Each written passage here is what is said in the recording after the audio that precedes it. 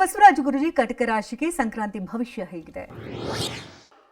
ಕರ್ಕಾಟಕ ರಾಶಿಗೆ 2024ರ ಸಂಕ್ರಾಂತಿಯ ಫಲಾಫಲ ನೋಡೋಕೆ ಹೋದಾಗ ಈ ರಾಶಿಯವರಿಗೆ ಬಹಳಷ್ಟು ಉತ್ತಮ ಫಲಗಳು ಕೂಡ ಈ ಸಂಕ್ರಾಂತಿಯಿಂದ ಪರಿವರ್ತನೆ ಆಗ್ತಾ ಇರತಕ್ಕಂಥ ಸಂದರ್ಭ ಕೂಡ ಇದಾಗಿರುತ್ತೆ. ರಾಷ್ಟ್ರಾಧಿಪತಿ ಚಂದ್ರ ಆಗಿರ್ತಾನೆ, ಸಾಕಷ್ಟು ಬದಲಾವಣೆಗಳಾಗುತ್ತೆ. ಯಾವ ರೀತಿಯ ಬದಲಾವಣೆಗಳು?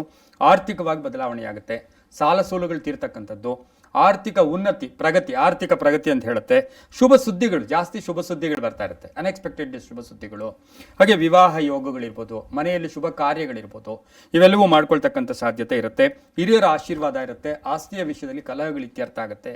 ಮಕ್ಕಳಲ್ಲೇ ಅಭಿವೃದ್ಧಿ ಆಗುತ್ತೆ. ಮಕ್ಕಳ ವಿದ್ಯಾಭ್ಯಾಸ, ಮಕ್ಕಳ ವಿವಾಹ ತೊಂದರೆಗಳು ಕೂಡ ಈಡೇರ್ತಕ್ಕಂಥದ್ದು.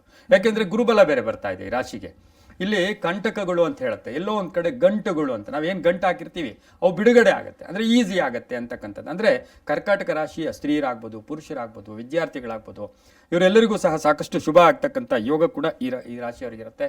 ಇನ್ನು ಕಟಕ ರಾಶಿಯವರ ವೃತ್ತಿ ಜೀವನ ಹೇಗಿರುತ್ತೆ? ಶುಭನ ಅಶುಭನ? ಕೆಮಿಕಲ್ಸ್, ಫರ್ಟಿಲೈಸರ್ಸ್ ಇರ್ತಾರೆ, ಹಾಲ್ ಮಾರೋರಾಗ್ಬೋದು, ಗ್ರಾಸರಿ ಆಗ್ಬೋದು, ಹಾಗೆಯೇ ಲೆಕ್ಚರರ್ಸ್ ಆಗ್ಬೋದು, ಸಾಹಿತಿಗಳಾಗ್ಬೋದು, ಹಾಗೆ ವೆಜಿಟೇಬಲ್ ಮಾರ್ತಕ್ಕಂಥವರು, ವೆಜಿಟೇಬಲ್ ತಯಾರಂದ್ರೆ ರೈತರು, ಅವ್ರಿಗೂ ಸಹ ಈ ವರ್ಷದಲ್ಲಿ ಸಾಕಷ್ಟು ಪರಿವರ್ತನೆಗಳು, ಪೆಂಡಿಂಗ್ ಇರ್ತಕ್ಕಂಥ ಕೆಲಸಗಳು ಕೂಡ ಪರಿಪೂರ್ಣ ಆಗ್ತಕ್ಕಂಥ ಸಾಧ್ಯತೆ ಕೂಡ ಈ ಸಂದರ್ಭದಲ್ಲಿ ಇರುತ್ತೆ. ಶುಭ ಆಗುತ್ತೆ.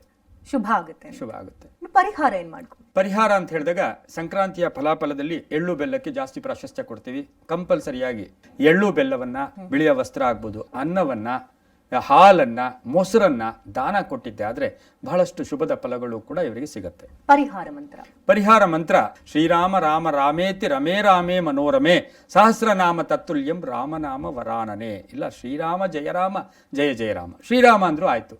ಈ ಮಂತ್ರವನ್ನ ವಿಷ್ಣು ಸಹಸ್ರನಾಮ ಪೂರ್ತಿ ಓದಕ್ಕೆ ಆಗ್ತಾ ಇಲ್ಲ ಅಂದ್ರೆ ಈ ಮಂತ್ರ ಹೇಳ್ಕೋಬೇಕು. ಹಾಗಾಗಿ ಈ ಒಂದು ಶ್ರೀರಾಮನ ಜಪ ಮಾಡೋದ್ರಿಂದ ಸಾಕಷ್ಟು ಶುಭ ಫಲಗಳು ಸಿಗತ್ತೆ.